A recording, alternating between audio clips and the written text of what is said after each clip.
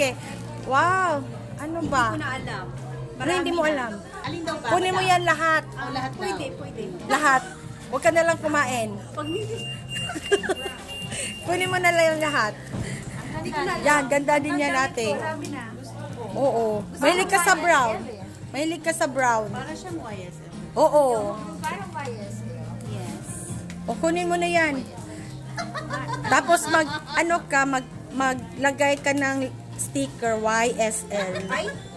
Parang nga bias. Oo nga. Meron yung ano. Oo, yung ano Maganda niya. nga, oh. Pero yung YSL meron siyang mga parang diamond shapes.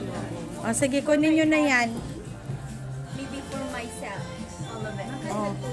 Maganda po. Ang mahirap lang sa puti pag ano. Yes, kailangan. Hindi yan madudumihan. Huwag mo lang gamitin. Nakamura siya. Ano lang. Ayun na. Di ba? Ayaw niyang marumihan. Huwag gamitin.